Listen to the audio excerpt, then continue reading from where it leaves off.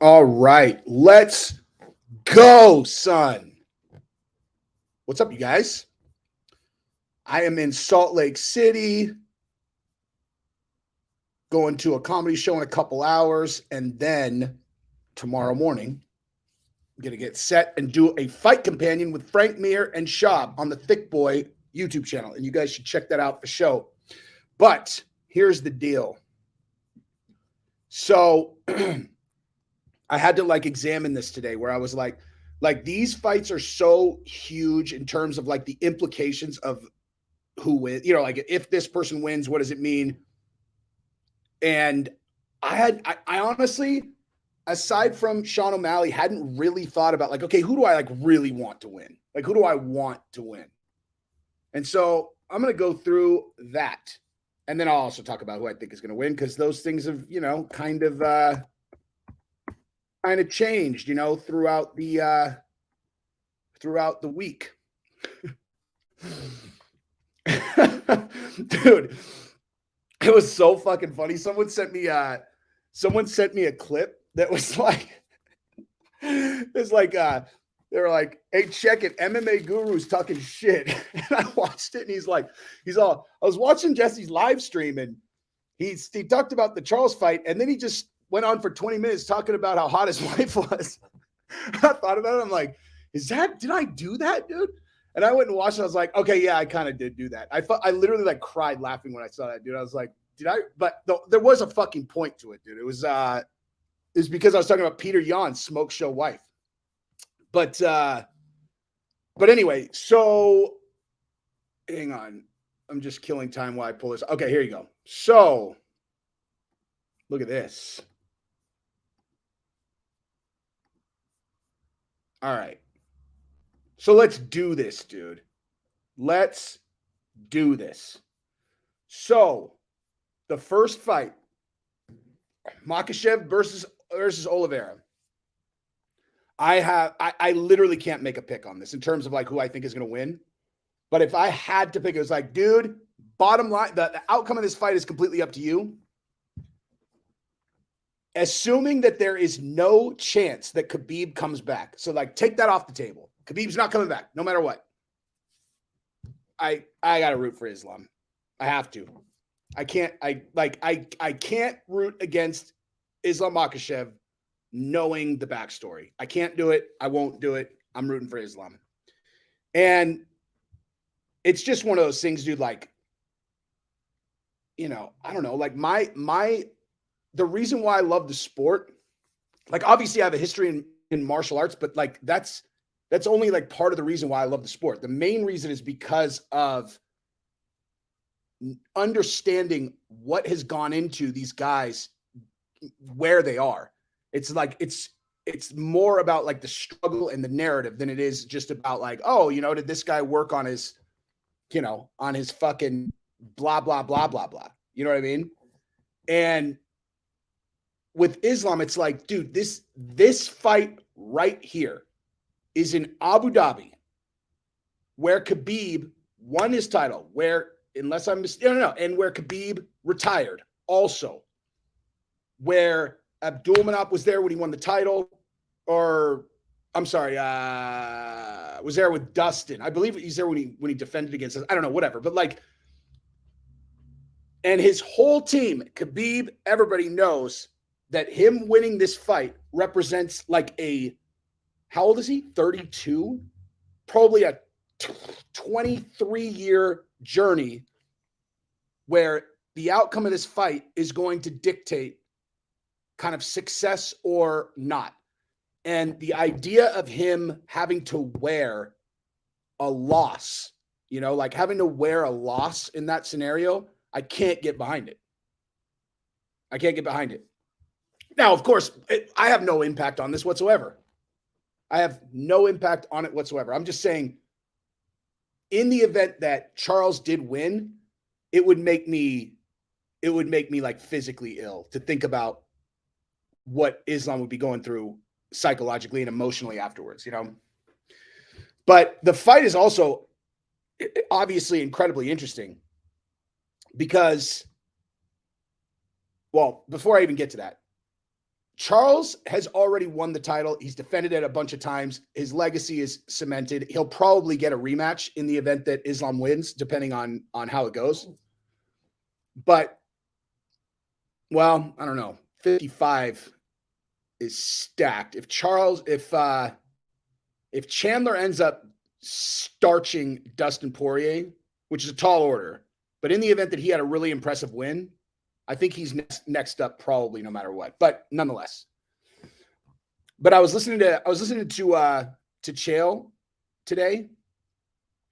Actually, you know what? Before I even talk about that, I also wanted to say this. So when I did my live stream where I was reacting to people's to the stare downs, and if I said O'Malley and Yan, those two guys are just two immovable objects. There's no edge there for either of them. Like, both of those guys really believe that they're going to win. Neither of them looked nervous to me at all. TJ and Aljamain just looked like kind of like his intentional cringe self that he always is. And TJ's done this, dude. Like, if there's one thing that you could say very highly complimentary of TJ, that guy steps up when the shit's on the line. You know what I mean? Shit is on the line. He fucking steps up. So those two guys, I didn't see any edge in the stare down. And then, what was the other one? I think there was another one that Sean Brady and Bilal. They both looked really solid. But when I watched Charles and Islam from that angle, I said they both looked nervous. They just like from that front angle, they both. Then I watched Embedded, and where they had that shot directly on Islam's face, and I was like, I completely retract that, dude. Like, totally retract that. He's not nervous at all. He's not nervous fucking at all, dude. He just looked like stone unbreakable. I mean, like, as a matter of fact, I've never seen Islam look like that before, because he's like, normally when he's on camera, he's talking, and he's kind of like I wouldn't necessarily choose to be on camera unless you made me type guy, where like Khabib, the reason why he's so charismatic is because he just doesn't give a fuck, like Khabib he doesn't give a fuck. He's like, oh, you want camera on me? Put camera on me. And he's so genuine that people just respond really well to him. Where Islam is like, at least in my estimation, he's kind of like, I would rather not do this. I would rather go train. And he looks nervous when he's being interviewed. He doesn't look super confident on a camera. I had never seen him look like that before. Like the way that I wish I could play it, but they'll block this video if I play Embedded. But fuck me, dude. You saw his face from the front. It was like, whoa, dude. Whoa. And again, so anyway, now going back to what Chael was saying about the matchup. Chael was just like, he said that he thought it was obvious that Islam's just going to ragdoll Charles. Like, that's what's going to happen. He's going to ragdoll Charles, because historically, if a person can take someone down and keep them down, they win the fight. Jiu-jitsu is irrelevant. Like, wrestling beats jiu-jitsu. So I thought about that a lot, and I was like, okay, so if you kind of think through the evolution of mixed martial arts, you had jiu-jitsu beat everything, but that was mostly because, that was mostly because no one knew what the fuck jiu-jitsu was. Then you have the wrestling era, where the wrestler guys figured out how to defend against, like, kind of like, most kind of jiu-jitsu submissions, and they had their era. Then you had the era of guys who figured out, incredible takedown defense. They started knocking out all the wrestlers. And then you got into the, like, the next era, which was like the fully well-rounded mixed martial artist who's pretty good everywhere, great somewhere. And I've talked about this a million times. The vast majority of UFC champions are exceptional somewhere. Like, it's not like it's not very common where someone is like, wow, that guy is literally incredible everywhere, or very good everywhere. It's like someone who has one thing that they are absolutely incredible at, and then they build their game around it. But like,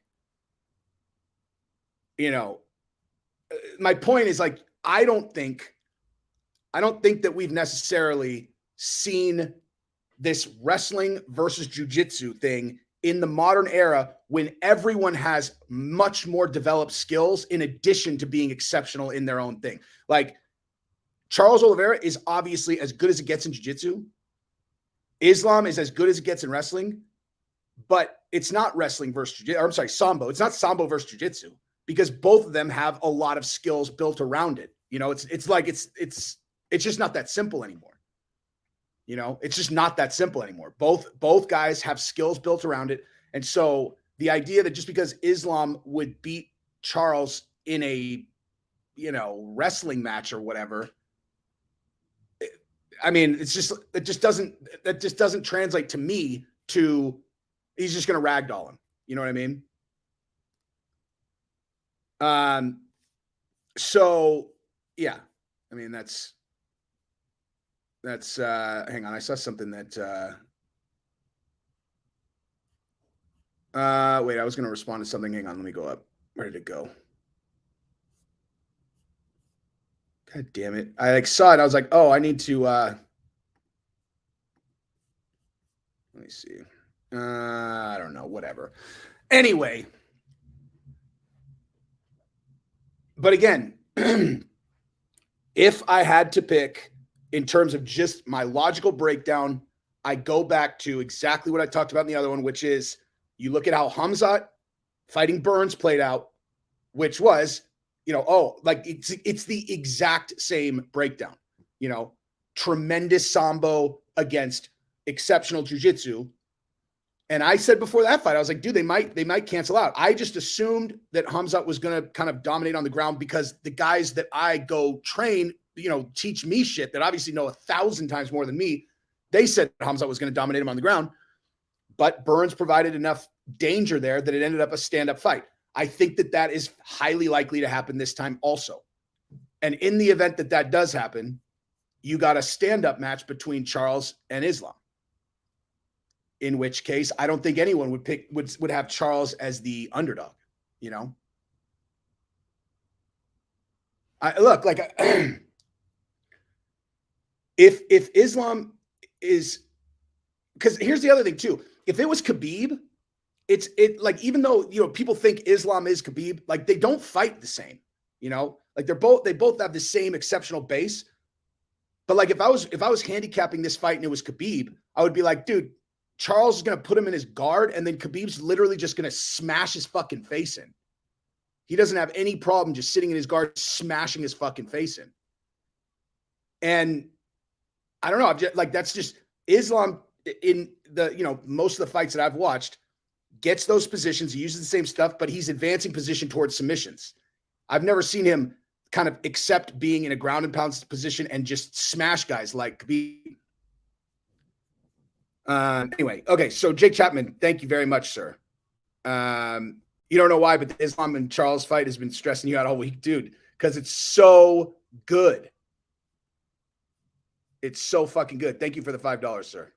I'm doing the fight companion with Shab and Frank Mir. So, yeah, my heart is with Islam. If I had to pick with my head, and I already did, bet on Charles. I don't even remember how much I bet. Let me look that up, actually. I know, like, I know I put a bet in a long time, and if for no other reason, just because I mean, to me, it's at best, it's 50-50. And the odds, I'm pretty sure I got in at like plus 160 or something. Let me see.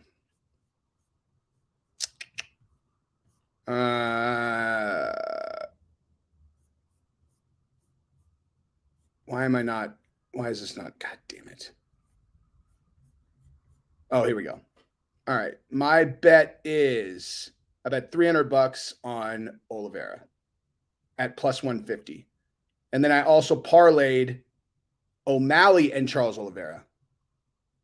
All right. I like those bets. I like those bets. When did I put those in? I literally didn't even remember. I placed those on. Holy shit. Dude, I made that bet on Oliveira July 18th. Jesus, no wonder I didn't fucking remember it, dude. Anyway.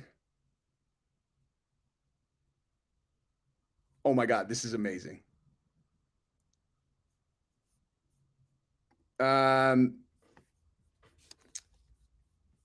Okay, so the other one I could just touch on really quick is O'Malley. I'm obviously rooting for O'Malley because to the most coherent point, I mean, aside from just it's super exciting and it makes it more fun as an MMA fan, like Guru said, the channels run on views, you know? Channels run on views. And if O'Malley wins, and he wins in spectacular fashion, Jesus, we're going to be able to deep dick some fucking views. Because and you know, views translate into excited, engaged MMA like community. So it's not like just a fully, you know, like it's not all about like self-indulgence. It's like that if people are watching the videos, it's because we're all focused in the same direction and everybody's excited. So obviously I'm rooting for O'Malley. But I'll go a little more in depth on that too, because it's like, okay, so just think about it like this. If Yan wins, what happens, right? He'll get the next title shot. Even if Aljamain wins, he'll get the next shot for sure. Now, if TJ wins and Aljamain win, I'm sorry. If TJ wins and Petr Yan win, that's a pretty exciting matchup for sure. But like, is it more exciting than O'Malley versus TJ? I mean, probably not, you know, probably not. You could try IP Vanish. I'm just saying, I mean, I wouldn't necessarily suggest that. I'm just saying I don't know how good their VPN, you know, their VPN kind of like detectors are. Some are better than others. Thank you for the super chat. So, of course, O'Malley's already a star, but do you like is O'Malley as big as he? I mean, like he's a star, but he's not even he's not even really. This is the first time he's a contender. You know, he's just like an exciting. He's like Paddy Pimblett right now, right? Do you understand how huge a fucking star Paddy Pimblett will be if he wins the title? You have any idea how big of a star O'Malley will be if he fucking wins the title, especially if he starches whoever he fights? It's like, I mean, if you don't know that, I don't know what to tell you, man. Like it's just an objective truth that if he wins in spectacular fashion against Yan and then he wins in spectacular fashion to win the title, he is going to the moon, dude. Like he is going to the moon. Ron Mancini, thank you very much. O'Malley drops beater. Also Paddy versus Dober, maybe. Wait, I think did Paddy have did that match get set up? I don't know if that match got set up yet. I will say this though, you know what match is getting set up? Just as a quick side note from UFC 280, is Dana said that he is going to get Colby versus Khamzat on the same fight card as Leon versus Usman. It's going to be the co-main. So you're going to go 5 rounds, Khamzat versus Colby, if it's a co-main, hopefully. And then you got 5 rounds, Leon versus Usman. Give me that, dude. Give me that. Give me that. But, oh man, thank you very much. APC 901, much appreciated. Thank you very much. But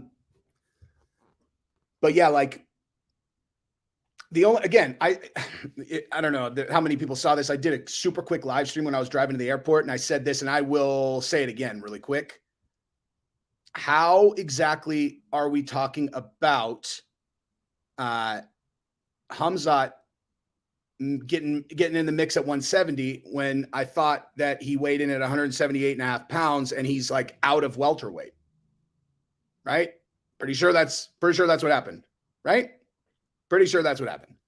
But you know, I don't care. I just want to see him fight good guys. Yeah, O'Malley 100% is a huge needle mover. And also, like, O'Malley is there. Let me think about this. So in the current roster, there really aren't any like big, huge superstars right now that can really drive numbers. There just isn't.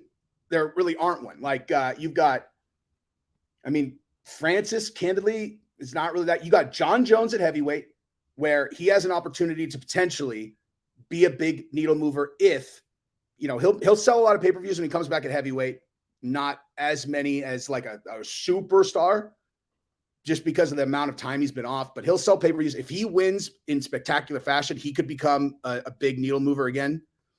If Francis knocks out John Jones, then maybe he would become a big one. At light heavyweight, you literally don't have one right now. You don't have one right now.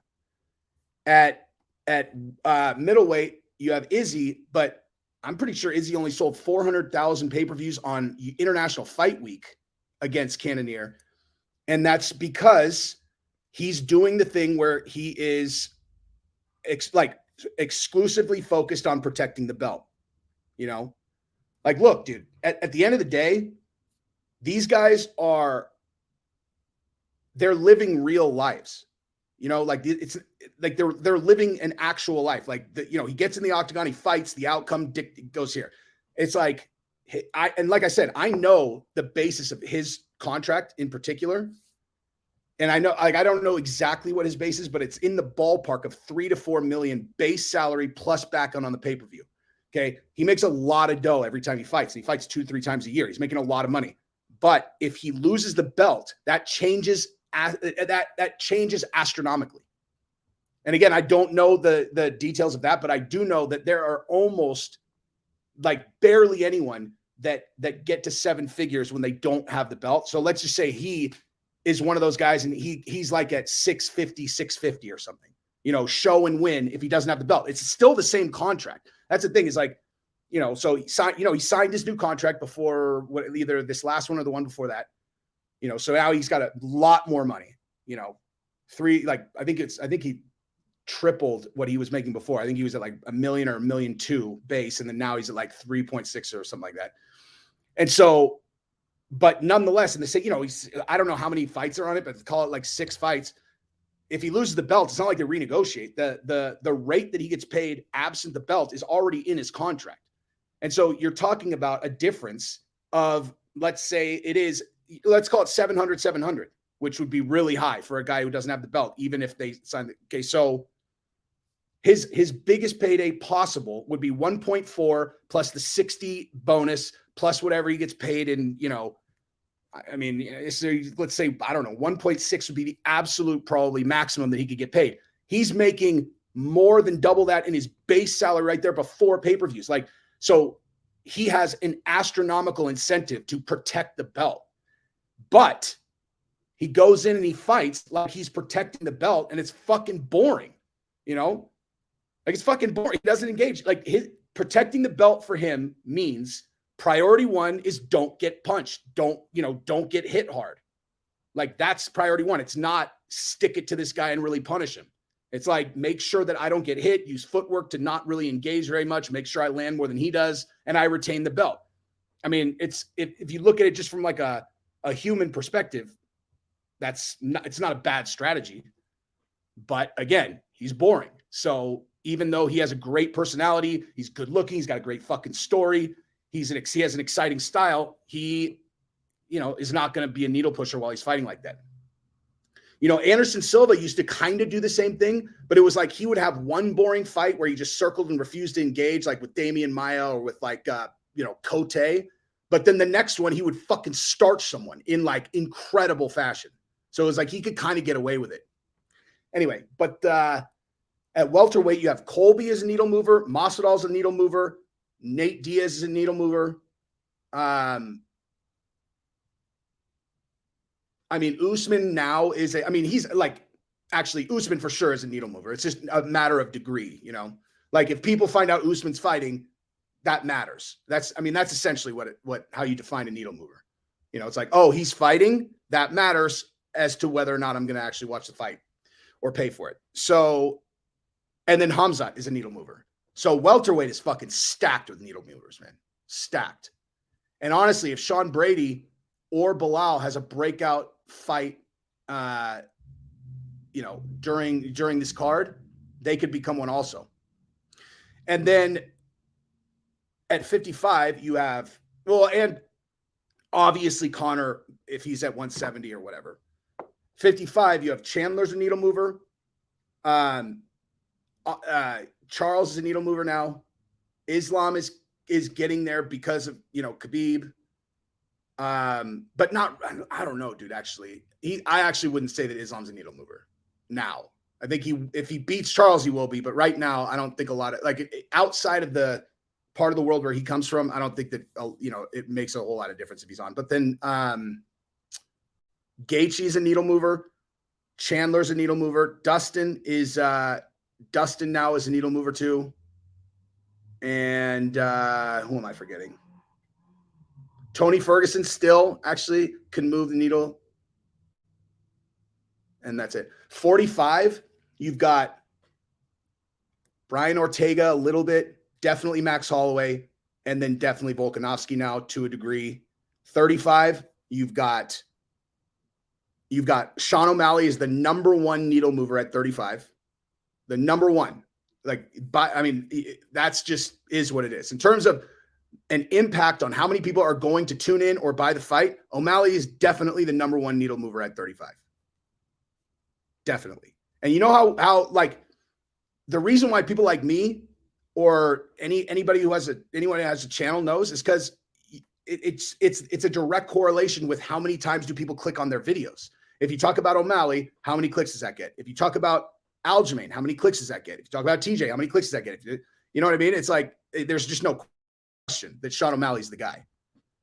But then you got TJ can push the needle a little bit, although it's whatever. Oh my God, I have to show you guys something before I forget. Okay, if you guys don't follow Real Fight Talk on Instagram, get on it. It's literally like my favorite. It's my favorite Instagram account. And I also know that it's the MMA Hole's favorite also, just because he's so fucking funny, dude. He puts it, so he makes fake quotes. He makes fake quotes for MMA fighters. Look at this shirt that his merch that he sent me. EPO. It says EPO, evolve, prepare, overcome. #Dillashaw. That is fucking priceless, dude. EPO, evolve, prepare, overcome. Dillashaw, dude. I legit fucking burst out loud laughing at that, dude. It's so funny, man. Real Fight Talk. You might not be able to find him though, because he was kind of shadow banned for a second. Then at 25, you know, you got certainly what's his fuck? Moreno pushes the needle. He's kind of the only one. And then obviously you got Cejudo in there, one of those things. I mean, those really are all of your needle movers, and none of them are huge superstars except for Nate, George, Conor. That's like where you're talking huge numbers no matter who they fight. Okay, Kaiman, thank you very much, dude. Who would I rather see Volkanovski fight, Charles or Islam? O'Malley is one of the only fighters my casual friends recognize by name. Yeah. Thank you for the super chat. So I would say, I mean, if I have to answer today, I would say Charles. You know, just because, again, like I've never seen Islam, like Volkanovski is a striker. I mean, he wins by precision, absolutely lightning fast striking. And, you know, I like the whole story of, is this guy going to be able to take it to the ground versus can this guy stay on his feet because he'll win? Like I've seen that fucking movie before, you know? it's just not that interesting to me anymore. You know what I mean? It's like when you got a guy, like when you have two guys and they're, you know, like I was saying, the type of guys who become champions, they're exceptional in one category, and then they built their game around that. Well, when you've got two guys that are opposites who both fit that category, but their strengths are opposite, it's just like, you know what I mean? It's like, all right, cool. Like, it never ends up being a very good fight. That's actually not necessarily true in you know, a few cases. Like Gage, I would kind of consider, well, not really actually. I was going to say Gaethje versus Khabib kind of felt like it was going to be that way, and then it was not at all. It was like Khabib just walked him down and then strangled him. But like, man,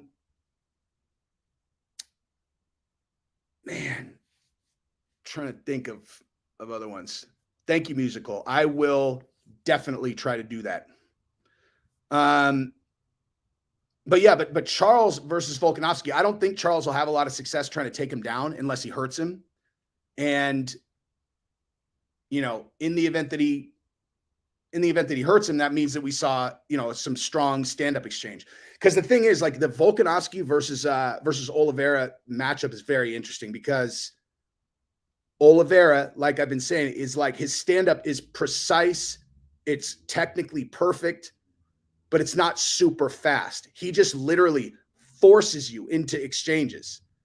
Like he literally just forces them. And like you're not going to be able to pick your shots. That's why I think it favors Charles if the ground game is nullified in the main event tomorrow. You know, he's just going to walk him down. Like he's just going to, and that's not going to be any different with Volkanovski. And so you have this kind of like precision walk you down striker against someone who in the last fight like that, which is, you know, Max Holloway, he demonstrated a level of speed, precision, and timing that was fucking unreal, like unreal. And so I would love to see Volkanovski's skill set up against someone as exceptional as Charles Oliveira again, because that performance against Holloway was unreal. I mean, like and the thing is, I actually went and watched like Holloway's, like a couple of other fights from Holloway just to see. I'm like, dude, did Holloway slow down or is Volkanovski actually that good? And as far as I could tell, Volkanovski is that good. He's moving faster. The other thing too is he was reacting. He knew what Max was going to do before he was doing it. It wasn't just like speed. It was like he was reading him like a fucking book, man. I don't know. See, that would be an exciting matchup for sure. Furry Possum, thank you very much. Masvidal ain't even on that level anymore. He had a clout after the Askren KO, but 3 losses boring. Yeah, well, what I'm saying is whether or not he pushes the needle on buys, which he will. You know, which he will. Thank you for the super chat. Because whether or not people hate on him or not, like where they're like, oh, you know, he had some clout and then now he's not, whatever. Like, again, I have a unique perspective in terms of like, if I do a video about Masvidal, how many people click on it? And I'm telling you, like, Masvidal is a big needle pusher. I would say still, even now, he's probably third behind Conor and Nate. Conor, Nate, Masvidal. Now, if he goes, I mean, it just is what it is. Like, he's one of those guys that's transcended the, like, you know, are they in the mix for a title thing? He just has, in my opinion. But also, like, you got to consider who, like, everyone's like, oh, Masvidal lost 3 times. Masvidal lost 3 times. Okay. And then they're like, boring. Okay. Well, he's not boring. Like, that's just, Masvidal is objectively not a boring fighter. And his 3 losses were to Kamaru twice, right? Leon Edwards is the champion, right? The fight between Kamaru and Leon looked exactly like the first fight between Masvidal and Leon. And Kamaru. You know what I mean? Just minus a highlight, you know, career-making headshot knockout. So, like, a loss to Kamaru, to me, it's not indicative of him being, like, slow and boring. It's just a bad matchup. And then against Colby, I mean, an absolutely horrendous matchup for him, you know. And I've said, I watched that fight again. And if you cut out all of the grappling and you just look at their exchanges on the feet, like Masvidal had not slowed down at all. He actually looked great on the feet. He just couldn't keep Colby off of him, you know. TC26, thank you very much, sir. Much appreciated. Let's do it.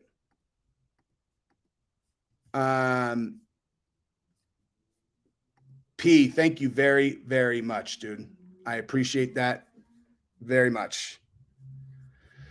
Okay, so then for 280, what are the other big ones? So TJ versus Aljamain. I am rooting for TJ. I'm just gonna be honest. I like Aljamain trains with Eric, Extreme Couture. It's kind of sacrilege for me to say I'm rooting against those guys, but again, when it comes to like I like a redemption story. I mean, assuming that TJ's not taking anything now, I just think that's so gangster. If he comes back, like, I'm not even saying TJ's like a super likable guy. I'm not saying anything about that. Just the pure, like, brass fucking balls where he had the whole fucking world against him. He has a 2-year suspension. No one has ever been painted with a dirtier brush than him with injectable fucking EPO, dude. And he comes back and he gets his ligaments torn in the first round against Sandhagen and fights 4 more full rounds, torn ligaments, and pulls out the win. It's like, and then spins that into a title shot. If he wins the title back, whereby all this stuff that happened at bantamweight was just a bunch of people holding the belt or competing for the belt that was always his, it's just so gangster, man. Like I mean, I can't help it. I'm rooting for him. But again, that fight is very hard to pick because, like I was saying in the other one, they're both their striking style so herky-jerky and meant to disrupt people who have a lot of rhythm that I don't really know how it's going to go with 2 guys doing that same thing. And then let's see. And then and then Gamrot versus Dariush. I think I'm rooting for Dariush just because I can't, like, he's won a lot of fucking fights, man. And it's like, I don't, what's the right way to say this? Like I feel like I tend to always root against guys who are just kind of like Spartan, quiet, shy guys who just go out and do well, just because I don't think they bring a lot to the table in terms of, like, getting people engaged as fans. But like, yeah, I mean, this I totally agree with. I do not want him to be champion at all. That would be like, I mean, that would just fuck. Oh my God, man. That would suck balls for sure. That would suck fucking balls. But, I don't know. Again, him versus Gamrot, it's kind of like, I don't know. I feel guilty rooting against him because he's actually a lot more exciting than I remember, because I actually went and watched some of his fights. Kind of like, I was like, I looked at, because if you actually look at his list of opponents of all the guys who are kind of heavily spoken about, at 55, and it's like, oh, or actually just kind of like across the UFC more broadly. It's like, let me show you this. When I looked at his list of wins, I was like, dude, this is, you want to talk about like hasn't beat anyone. Like, this is shaky, man. So you got Tony Ferguson. We all know how much you should kind of put weight behind that. You got a split decision over Diego Ferreira. Holtzman, he beat. Drakkar Klose, he beat. Frank Camacho, he beat. And Dober, he beat. Now that's a pretty big, I mean, that's a good one. Thiago Moises, he beat. And, I mean, he has a bunch of good wins, but like none of these guys are in the realm of anybody who you'd be like, oh, he beat that guy, so he should, get blah, blah, blah. If he beats Gamrot, that's different. You know, he was supposed to fight Islam. Remember, like Islam, like that's everybody forgets that for some reason. They're like, when Islam fought Bobby Green, he was supposed to be fighting fucking Dariush. So, you know, that win streak is not really all that. But this is a real test. Gamrot is fucking legit. So we'll see. And then, but yeah, like when I went back and watched his fights, I was like, oh, this dude, like he was much more exciting than I remembered. He's like, he throws fucking heat, dude. And then as far as Shakugian goes, Shakugian versus Fiore, dude, you have to root for Shakugian just because of that scandal. For like, I can't remember exactly what it was. I think it was like it had something to do with porn, like where I think like her Twitter got hacked and someone was tweeting out a bunch of porn. And I remember when she got interviewed about it, I was like, oh, she's a gangster, dude. Like she was fucking cool, dude. Like she was fucking cool. So I'm rooting for her because of how she handled the porn thing. Let me actually look that up. What the like? I can't remember exactly what it was. It was like, hang on.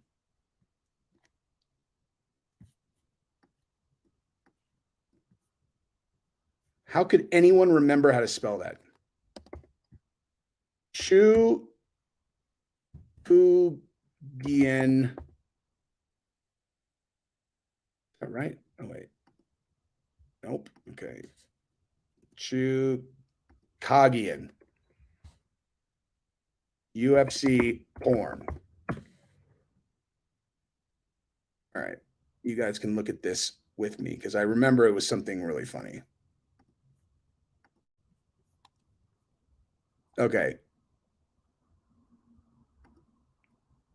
Okay. So, yeah. So there was something like, oh yeah, like it was like, why have you liked so much porn on Twitter? Because like someone went onto her Twitter and they were like and looked at the things that she had liked, and she had liked so much porn, and they asked her about it, and she's like, I can't remember. Like her interview was fucking hilarious, dude. I don't know, you know, like oh, here we go. A bit of a question about social media. Usually most of us keep our preferences to ourselves, but on a social media account linked to you, it's been very vocal about some preferences. Have you been hacked, or is you just flaunting out there? So what I like. No, I'm just kidding. Who could blame you? No. My Twitter got like hacked like 2 months ago, or I just thought like I lost my password. I tried to get in the app and I couldn't get in. That's why during every fight card, I'm always like tweeting. My tweets are always popping up, and every Saturday I'd be like, oh, my Twitter's still like I didn't get in, and I just kind of never paid attention to it. My Twitter's for years always gets hacked, but usually it just follows a bunch of porn stars. But this time, I guess this has been going on for months, and I didn't realize till this week. But I think with the fight and the promotions of the fight, people started noticing. I think whoever's in my Twitter account, maybe, I don't know, maybe they're in a relationship and they needed to go into my account to look at other things, but it was not me. And all week I've been trying to get in, but I was focusing on my fight, not my Twitter. Okay, first of all, that's now that I didn't remember that. That story makes no fucking sense, dude. That story makes no sense. She's all, oh yeah, you know, like usually I'm just tweeting about fights, but like then people keep hacking my account and like, you know, liking porn. It's like, I think what happened is she didn't realize that there was a record of the things that she's liking. You know what I mean? Like she thought that that is actually super fucking funny. That if you go on Instagram, sometimes there are like there are a handful of accounts, you know, like just these like smoke show girls. And if you look at some of their pictures, there are guys in the UFC that are fucking completely fucking married with kids. And it's like this, you know, some picture of some, you know, bent over G-string. And it's like, this dude liked this picture. And I just laugh. I'm like, does he not realize that because of how many followers he has, like he's going to be the first thing that anyone sees? It's like, this dude liked that picture. You're like, dude, maybe a DM, bud. Like that's not you know, Izzy's down for some likes on who did I see his, like he was all over Tiana Trump's Instagram. Izzy was, which I respect 100%. I won't say who the primary offender of the married guys is, but I've seen him fucking creep in on Instagram, and he must not realize that people can see it. But okay, TC, thank you very much, sir. Wish Muhammad was on the main card. Probably his last prelim if he wins. Dude, honestly, so under normal circumstances, and thank you for the super chat. Under normal circumstances, being on the undercard is kind of like, what the, why am I on the undercard? In this case, this is such a huge fight card that they're intentionally putting a really big fight as the headliner for the prelims. Like it's actually flattering to be put in that spot for a card like this. If you look at every year, if you just pick, go back and go, okay, what was like the most stacked card of the year? If you look at that and then you look at who was the headliner for the prelims, it's always a fight where you're like, what the fuck was that doing on the prelims? It's like, because they're trying to transition as many people as possible to the, to the pay-per-view.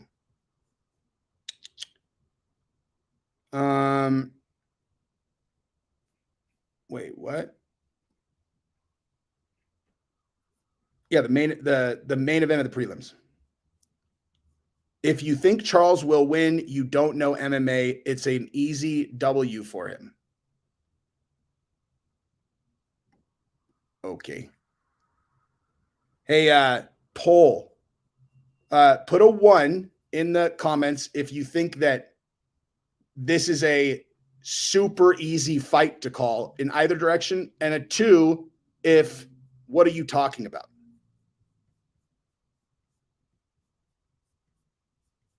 It is like Charles Oliveira just got done finishing Gaethje, Dustin, Chandler, the top guys, dude. It's absurd. Like the idea that it's a fucking easy win for anybody after this dude he's already run through all the top guys. Ferguson, like, you know what? Let's just do this just because it's fun.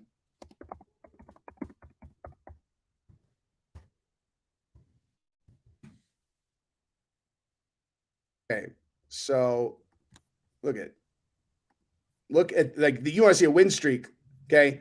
Gaethje, and let me see UFC rankings. I'll tell you where these guys are ranked currently.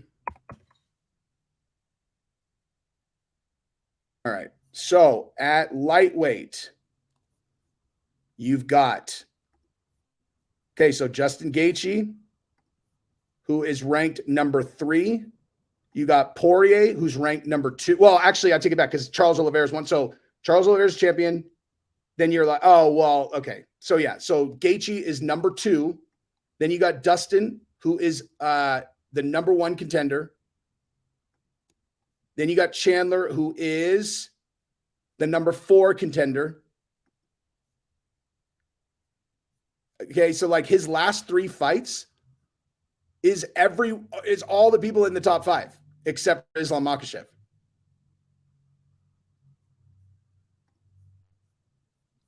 So I'm just going to go ahead and say that that's a ludicrous comment. But we'll see, dude. Look, this is one of those things where, like, if Islam really does just totally dominate Charles, I mean, then it's going to be like, what, dude? What? And, and Chael made a good point too, where he was saying that the jiu-jitsu community has not come out and kind of claimed it as like, this is jiu-jitsu versus sambo, but here's the thing, like, in my limited experience, the like really heavy jiu-jitsu community doesn't really pay attention to mixed martial arts that much. Like the like really serious guys, like the guy, like the competitors, like, the guy like Steve and like Victor Hugo that I train with every day, like they're like superficially interested in the UFC. Like they pay attention to jiu-jitsu. So like, I don't think it's necessarily that simple, but I don't Lazy Prophet, thank you very much. Brady versus Bilal. Need a fourth leg for my parlay. So far, I got Olives, Yan, TJ. I like Brady. Just period. Like Brady versus anyone is going to be exciting. The first time I saw him fight, I was like, wow, dude, who the fuck is that guy? And he hasn't lost since then. He's ranked 8th, dude. That's insane. He's 15-0. He smashed Chiesa. He beat Jake Wait a minute. Damn, he beat Jake Dude, you know who's my actual, you know what? I forgot about this, dude. Jake Matthews is another huge sleeper for me, dude. Like Jake Matthews, like there's no one talking about him, but this fight right here against Andre Fialho, that was like that. He's a different, like, you know, like every once in a while you see a guy come out and you just go, oh, this guy is a completely different fighter right now. You know, like he had how much time in between there? He had like 16 months in between these two fights. And dude, like I watched that fight and said to myself, Jake Matthews is a fucking problem for anyone. Like he is legit, dude. Fialho is super legit. Because I had watched because Fialho had fought, he fought as a replacement at UFC 270. And I know that because I was there and he got paid. And I looked at what he got paid because he got, you know, he was like a last minute replacement. And he got paid like 12 and 12 or something like that. And he put up a really good fight against Michel Pereira. And, you know, coming in on 7 days notice. And then I was at, I wasn't at this one, but then he won by first round knockout here. I was at this one at 274 when he won by first round knockout here. Like he's legit, and fucking Matthews whipped his fucking ass, dude. And looked nasty doing it, dude.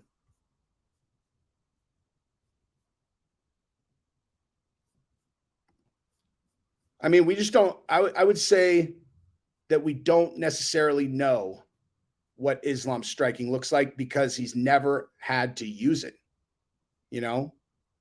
Like that's the whole thing is like, when you go through his list of guys and he's been smashing everyone, it's like, there's no really great grapplers in there. Like that's the other thing. Like when people go, oh, Charles has never faced a wrestler or a sambo guy like Islam. It's like, okay, well, Islam's never faced anyone with a grappling pedigree like Charles either. You know, but yeah, I mean, it is what it is. All right, I've got 12 more minutes, and then I got to get ready. I'm having my buddies come pick me up. A couple of retired special forces guys. They're my buddies in Utah because I lived here for a year, and like one of the only like really really good friends that I made while I was out here is this guy named Kyle Savoy, who's a Special Forces recon Marine. And we made friends because we were playing with our kids in a pool at some gym, and he's all yoked and tatted up. And we just looked, and then like, we just literally just started talking about UFC. And then we just hung out fucking all the time. He's stud. If you look at his Instagram, like all of his pictures are like him as an operator. And then all the other people have their faces blacked out because he can't have like, you know, a lot of them are still operational. He's a stud. Okay. So then, so what's the other? Okay. So let me look at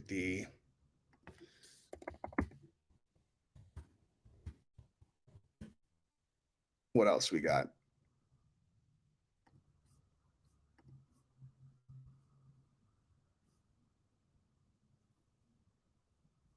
Krylov versus Ozdemir. That'll be an exciting fight.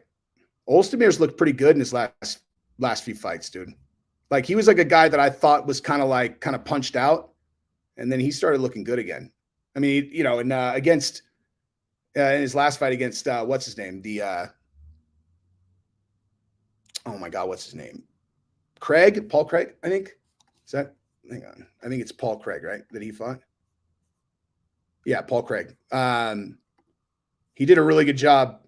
Avoiding getting into any grappling exchanges. And Paul Craig is one of the only guys, like because good jiu-jitsu in UFC to world-class jiu-jitsu guys is not good jiu-jitsu, unless they're like, except for guys like, Gilbert, Charles, Damian Maia. And the only person that I've ever been watching MMA with Steve, who he said that guy's got great jiu-jitsu, was Paul Craig. He was like, that guy has excellent jiu-jitsu. Getting a compliment from Steve on your jiu-jitsu, which I don't think is coming anytime soon for me, it should be taken as a really serious compliment.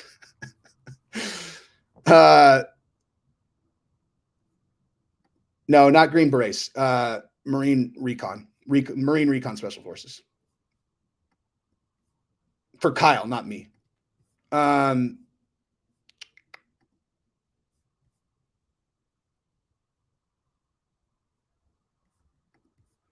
Who has more to lose tomorrow night, Bilal or Brady? Bilal for sure. For sure, Bilal. Because Bilal is like at that point of his career where he's finally got a little bit of visibility. Like people are paying attention. I mean, he just put down Luque, who is legit, dude. Like super legit. And so people are now like, damn, dude, he's legit. And that fight, his time, I mean, there was something Luque was doing where he was giving away when he was going to move forward. Remember I was talking about that, like in my last live stream when I was saying like how, like how the difference of like when someone like whether they just have no giveaway. I'm telling you, Luque was doing something where Bilal had picked up on it because his timing was impeccable. It was like, you could just tell right when Luque was about to pull the trigger, Bilal pulled the trigger every time where you're like, Jesus, man, that is like, I don't know. It's just incredible. He did excellent. Now Brady is a completely different puzzle to solve though. Completely different.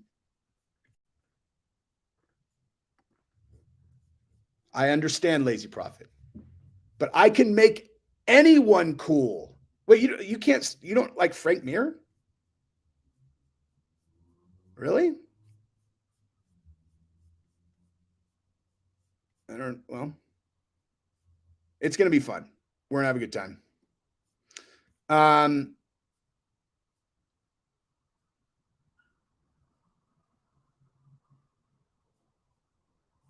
Literally one of my favorite moments in my entire career of watching mixed martial arts, and I'll tell Frank Mir this tomorrow, was a Frank Mir moment. Like literally like one of my absolute favorite moments ever, maybe my favorite, probably projecting a little bit on it, but I remember, so Frank Mir was a champion. He got into a motorcycle accident. He was out for like 2 years. And let me actually look this up so I know which fight it was, because I don't really remember. He was out for like 2 years, right? And when he came back, he was so just lackluster. Like you could just tell, like it just looked like he didn't give a fuck. Like he looked like he was out of shape, kind of, and he was moving kind of slow, and he just didn't have he just had this kind of like blank look in his eyes. And I said over and over when I would watch that, like during that phase, I'm like, he's hooked on painkillers. Now, how would I know that? I know that fucking look, because it just turns your fire out, dude. Like, believe me, you guys would know if I was hooked on fucking painkillers, because you'd be like, geez, he doesn't have the same, just doesn't really have the same like pizzazz. But I just knew, like, I was like, he got in this huge accident where he snapped his fucking femur. Of course they gave him painkillers, and now he's got no fire. I bet he's hooked on painkillers. And I remember that before one of those fights, let me see which one it was. So maybe 2006.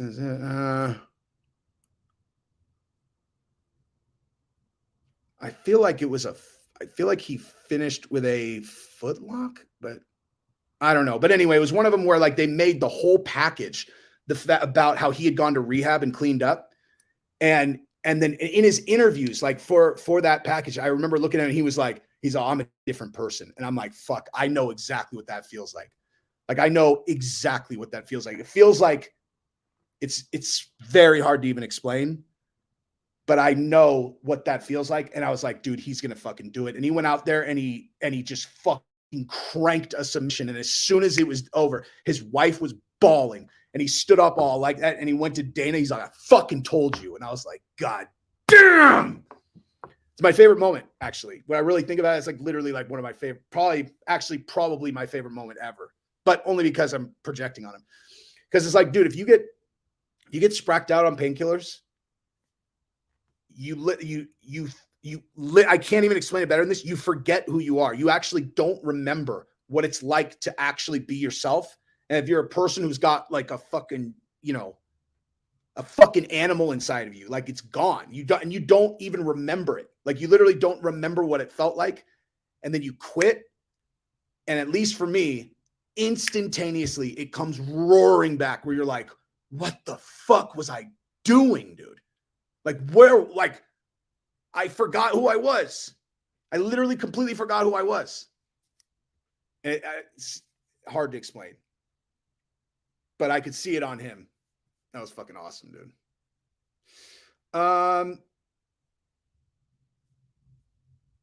Let's see.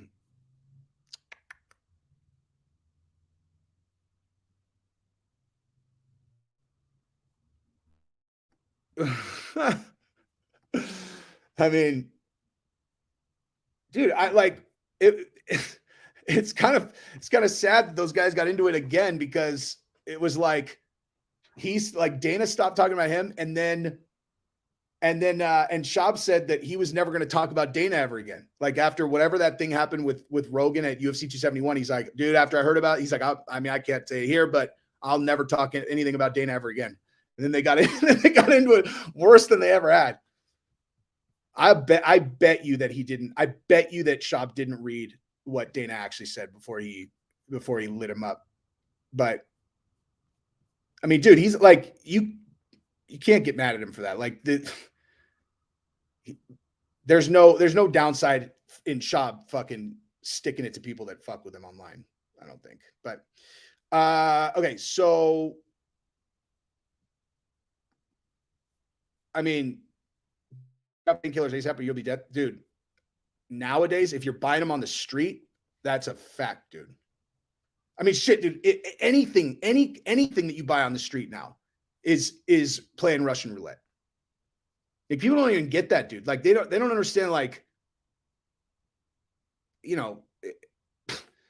like Gabrielle and I were in Cabo this last week, and these guys on the beach are like, "Hey, you want to buy a hat? You want to buy whatever?" And they're like, "You want to buy anything else?" I'm like, we're like, nah, dude. And we were talking about, I was like, even if we were super young and that was something that we were going to do, you can't do that shit anymore.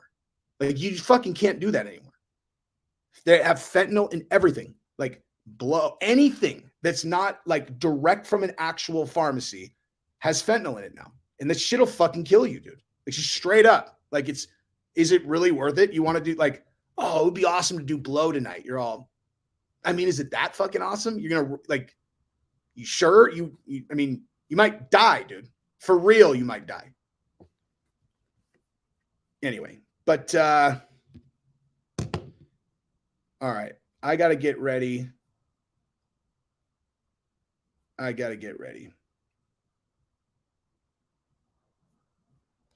mean, dude, fentanyl's in everything. Like so Gabrielle and I went to a pharmacy when we were in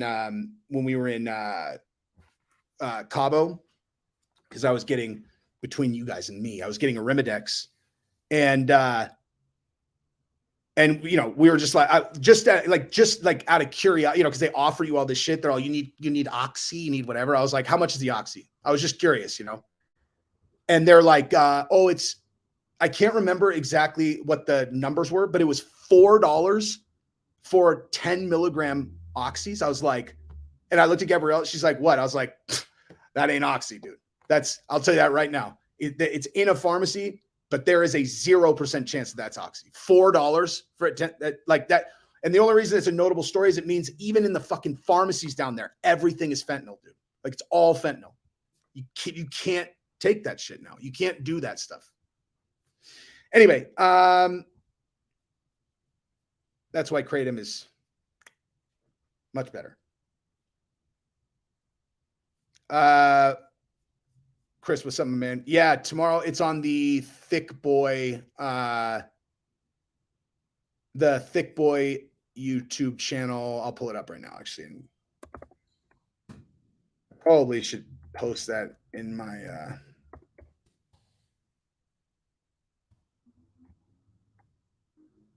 like on my thing here.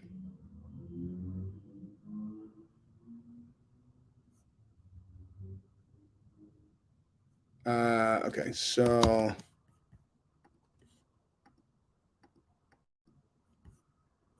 wait, what the fuck? Oh, look at that. Here, I'll show you guys. So it is, yeah, it's this one. So it's like it's the Thick Boy, and look at that up top, the banner, Jesse on fire. Let's do this. But yeah, it's Thick Boy, THICC. Boy. So it'll be like it starts at 11 a.m. That's Pacific. So noon Mountain, 1 o'clock Central. So it's basically like it starts when the main event starts, or main card starts.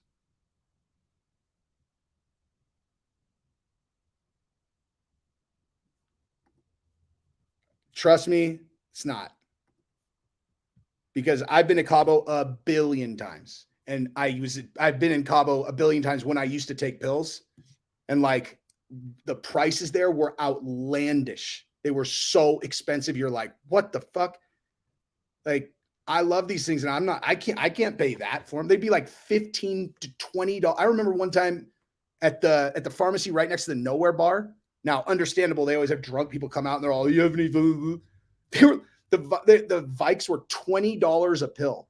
I'm like, $20 a pill? They're all, yeah. I'm like, dude, I'm an actual addict, man. Like, I'm not like one of these fucking guys who stumbles out here. Like, I need to buy in bulk. I can't pay $20 a pill. Jesus.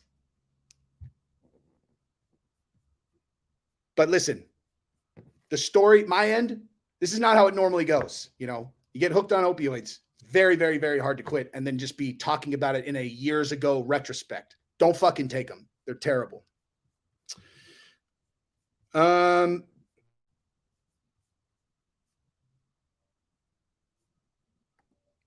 I'm doing the fight companion in Calabasas next weekend. So I'm I'm in Salt Lake for this one because he's got shows out here, which I'm actually going to right now. And then yeah. I am gonna watch the One Championships tonight. Matter of fact, are they fucking on right now? They're probably on, right?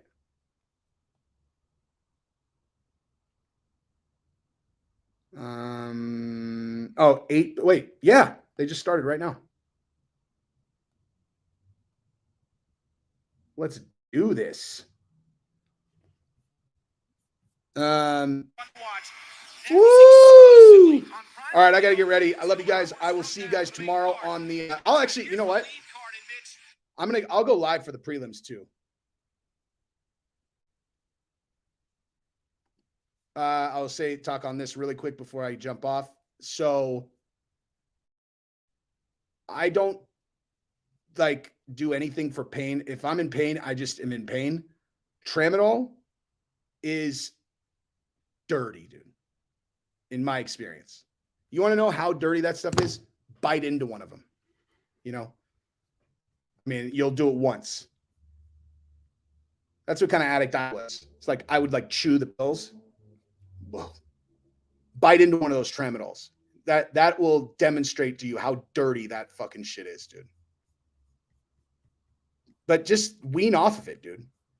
Just wean off. Like, you don't, like, it doesn't need to be some big fucking dramatic thing. Like, you know, I mean, that's how I did it, but like, it doesn't need to be that way. Just fucking wean down. You'll be fine. It can be done. And I can't say this. I can't say this on the channel, but Joe Miller is saying things that I would say if I could. That's how I was able to do it, for sure, and stay off. All right. Love you guys. I'm rooting for Islam for sure. Islam, O'Malley, TJ, Brady. What's up? Oh, man. Here we go. Sorry. Well, I can't. That's good, dude. That's super good. I bet that was very uncomfortable on the way down. That I did that. Say, well, I was on 6. I take that back. I went in 10 months. I went from 8 milligrams to less than 1. Like I think I was thinking maybe like, I can't remember. It was like a half a milligram or 0.75, but it took fucking 10 months.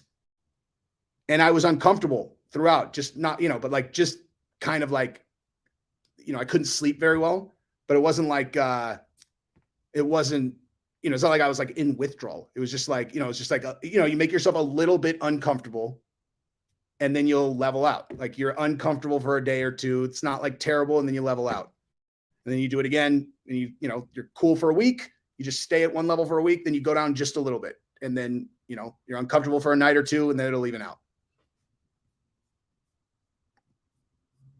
Thank you, Lazy Prophet. Yep. Ibogaine was the end for me.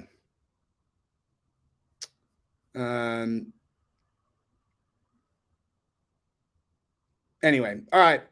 I got to run. Love you guys. Oh, sorry. Thank you, Lazy Prophet. Scout, thank you very much. All right, I got to run. Love you guys. Peace.